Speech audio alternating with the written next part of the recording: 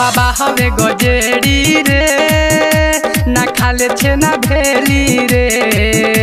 बाबा हवे गजेड़ी रे, बाबा हमें गजेड़ी रे ना खाने छेना भेली रे।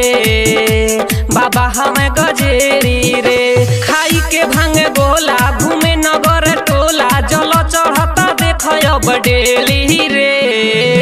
बाबा हवे गजेड़ी रे ना खाले छेना भेली रे। बाबा हवे गजेड़ी रे, बाबा हवे गजेड़ी रे, बाबा हवे गजेड़ी रे।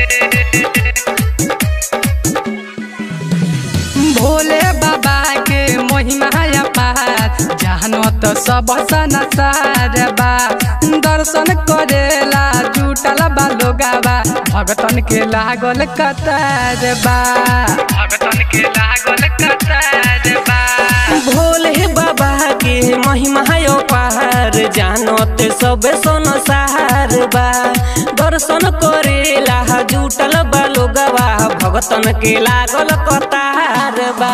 हम घरदानी का महिमा बखानी लागेला देख मंदिर हवेली रे। बाबा हवे गजेड़ी रे ना खाले छेना भेली रे। बाबा हवे गजेड़ी रे, बाबा हवे गजेड़ी रे,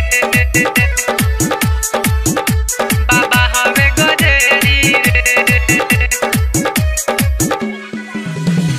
जल ढारे गईले प्यारे परदीप सुनील जी बारे साथ में। माही मनीष के लचके कमरिया कांवर भी बाटे हाथ में, कांवर भी बाटे हाथ में। जल ढारे गोइले हैं पी के धर्म राज सुनील जी बारे साथ में। अभिषेक राज के लचके कमरिया कांवर भी बाटे हाथ में। कठिन बा डोगरिया शिव के नगरिया होखला देख बड़ी ठेला ठेली रे। बाबा हवे गजेड़ी रे ना खाले छेना भेली रे। बाबा हवे गजेड़ी रे। Shivansh recording studio Maharajganj.